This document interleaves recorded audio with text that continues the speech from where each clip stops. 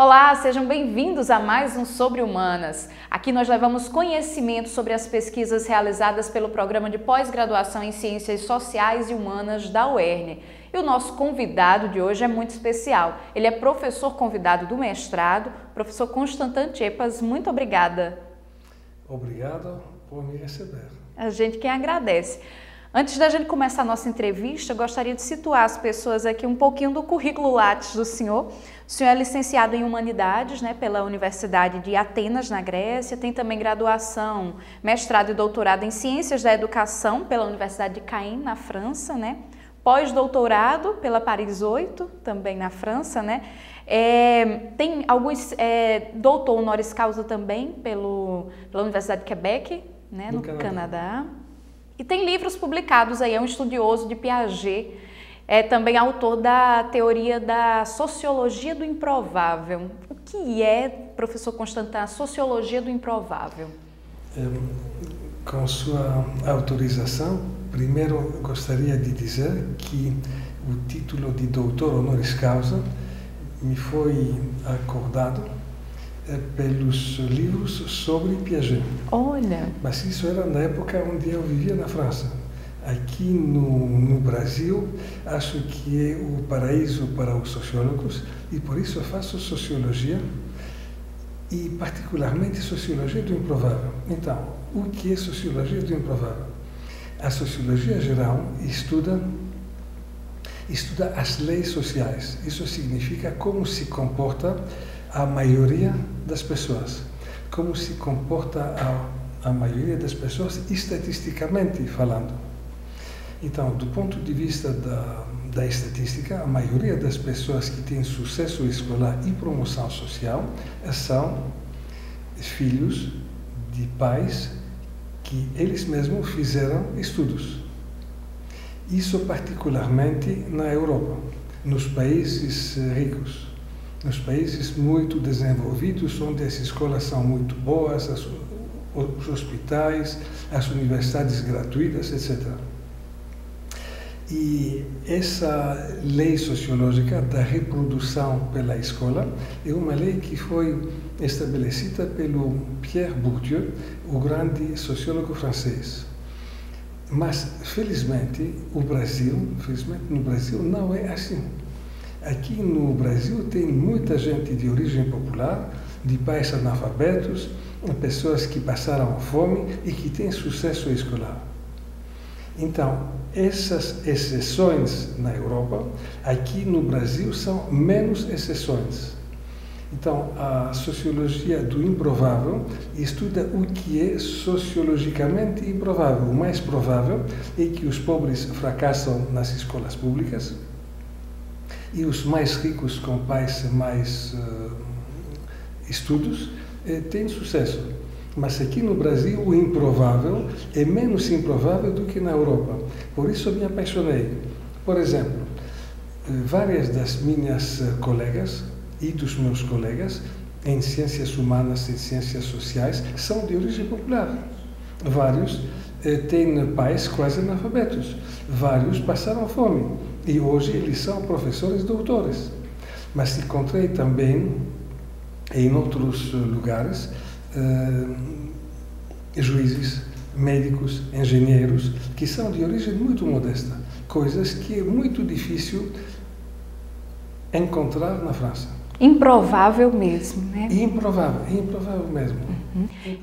E como que o senhor chegou aqui à Universidade do Estado do Rio Grande do Norte, Dentre esse universo de universidades brasileiras, por que escolher aqui? Porque o senhor desenvolve hoje uma pesquisa, aqui na região. Fui encantado pelo pequeno campo de Pau dos Ferros, porque é um caso de sucesso inesperado. O campo inteiro. É a menor cidade do Brasil com doutorado. A menor cidade do Brasil com doutorado. É verdade. E 3 mestrados. E muitas outras coisas. Então, quando eu recebi uma proposta para ensinar na USP e outra proposta para ensinar na UERN, eu escolhi a UERN.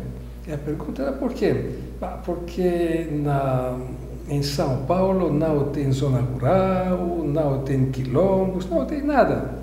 Nada daquele que eu precisava para estudar esses sucessos inesperados. As primeiras pesquisas foram realizadas com professores da UERN Pau dos Ferros em Porto Alegre.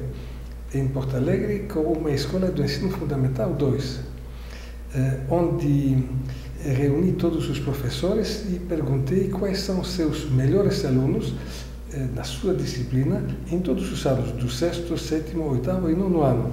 E fiz um quadro com os melhores alunos em todas as disciplinas. Esses melhores alunos eram 10, 12. A escola é uma escola pequena, de 120 alunos. Então, 10% eram muito bons. Todos eram de origem muito pobre. Todos tiveram pais quase analfabetos. Então, o êxito escolar não é o êxito em uma disciplina, mas em todas as disciplinas. E todos os professores eram de acordo que esses 10, 12 alunos eram os melhores em todas as disciplinas. E fui nas casas. Eu fui lá na zona rural, lá no quilombo, para encontrar os pais. E perguntei como o senhor fez para incentivar seus alunos, seus filhos. Sim. Seus filhos. E encontrei coisas maravilhosas. E tenho fotos e vídeos de pessoas maravilhosas. Por que maravilhosa? Exemplo, uma mãe foi abandonada pelo marido em São Paulo. Eles moravam em São Paulo, de classe média. Quando foi abandonada com os filhos, ela voltou para a zona rural, porque as casas são gratuitas e não é muito caro. Ela trabalha de noite na fábrica de caju, esse é o nome do fruto, caju. De caju. De caju. Isso. Que fica a 2 quilômetros longe. E ela trabalha de noite. Então, cada noite, ela faz dormir os filhos e ela anda até a fábrica e volta pela manhã. O salário é ridículo, muito baixo. E a fábrica dá um trabalho penoso. E principalmente porque tem um odor...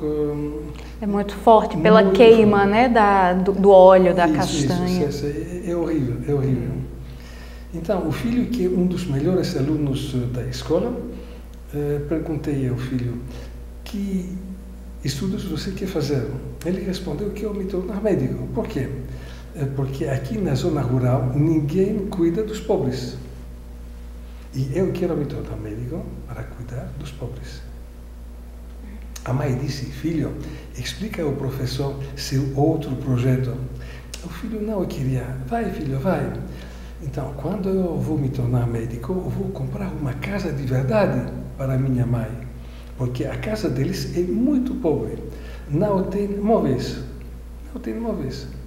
Uhum. O que não tem nada. E o filho é ótimo aluno. Então, eu queria saber como isso aconteceu. O que determina o êxito escolar desses alunos? Então, o que determina? Primeiro ponto, os pais, geralmente a mãe, mas pode ser o pai mais raramente, tem um ethos de promoção social. Esse conceito é de Bourdieu. Ethos de promoção social significa que os pais querem mesmo que os filhos possam sair dessa condição. Porque todos os pais dizem, filho, estuda para se tornar alguém, mas alguns não fazem nada mais. E outros fazem bem mais. Por exemplo, uma das mães, toda noite, antes de dormir, convida os 3 filhos. Ela pede a cada aluno de ler uma das aulas para o dia seguinte. Isso mostra uma intenção muito forte. Outro caso, eu era um pedreiro. O pedreiro, quando os filhos chegaram até o 3º ano do ensino fundamental 2, ele trouxe os 2 filhos para um dia inteiro para ver como ele trabalha. E ao final do dia ele disse, filhos, vocês viram do verbo ver. Vocês viram como é penoso. Vocês viram como as minhas mãos grossas, como é cansativo. E o salário é muito pouco. Mas em frente tem um banco. E no banco tem climatização, o trabalho não é tão pesado debaixo de sol quente, né? Isso. E esses rapazes têm carros bonitos. Então, qual é a diferença? É a inteligência? Eles são mais inteligentes do que eu? Não, pai, não, de jeito nenhum. Você é muito inteligente. Então, eles são mais trabalhosos do que eu? Não, pai, você é muito trabalhoso. Qual é a diferença? A diferença são os estudos. Isso dá um ethos de promoção social, porque tinha emoção. Os filhos sentiram muito emoção. Faz a diferença mesmo, né? Os professores podem ser incentivadores também. Então, o segundo elemento, claro, é o incentivo de alguns professores que vão dizer: filha, você é muito forte, você trabalha muito bem, filha, continua, você pode. E quando tem um fracasso, então os professores e os pais dizem: não faz mal, você vai tentar novamente. Por exemplo, um aluno tentou entrar no Instituto Federal, fracassou. O professor disse: mostra-me os exercícios e mostra como você fez. E depois, durante 6 meses, o professor deu aula grátis para explicar ao aluno como fazer. E no próximo concurso, o aluno foi aceito. Olha só, como faz diferença, né? Ele é professor de biologia. Olha, conseguiu chegar à graduação, terminar a graduação. Não, até o doutorado. Olha só. Até o doutorado, ele é professor de biologia aqui. Agora, falando um pouquinho sobre o projeto que está sendo desenvolvido hoje, né? Que a Universidade do Estado toma a frente, né? Então, temos um projeto interuniversitário. Nós somos os pilotos, ciências sociais e educação, os dois, somos pilotos. Temos 13 ou 14 professores da UERN, temos 10 mestrandos, mas não somente da UERN, tem também outras universidades. A mais próxima é de João Pessoa, a Universidade Federal da Paraíba. Tem também a Universidade Federal de São Carlos, no estado de... Qual é o estado? São Carlos é de São Paulo? De São Paulo. E tem na USP. E tem na USP do estado de São Paulo. E tem a Unemate do Mato Grosso. Tem a Universidade Federal do Sul da Bahia. Tem na Universidade Federal de Campina Grande. E tem uma universidade francesa, com 3 professores. Um dos 3 professores trabalha com as escolas do Estado do Líbano. O Estado do Líbano convidou ele para pesquisar sobre como melhorar o desempenho escolar dos seus alunos. O outro trabalha com 3 liceus, um liceu é o equivalente do ensino médio, com 3 escolas de ensino médio, escolas públicas, mas escolas muito específicas, muito especiais. Por que são especiais? Porque são escolas que recebem só alunos que tinham abandonado a escolaridade normal, como se chama? O ensino fundamental? Não, aqueles que abandonam a evasão. Isso. Que tinha uma evasão de mais de 6 meses. Menos de 6 meses? Não, mais de 6 meses. Então, o segundo professor tem a missão pelo governo francês de estudar em que condições esses alunos podem ter sucesso, conseguir os estudos.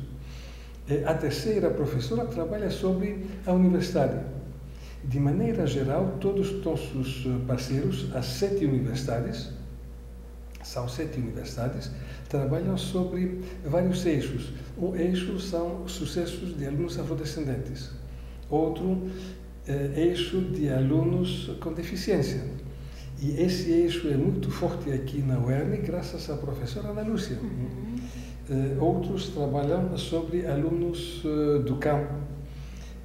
Outros trabalham sobre a universidade, alunos cotistas. Sim. Alunos cotistas que não têm um nível quando entram, mas vão se tornar bons. Como isso acontece?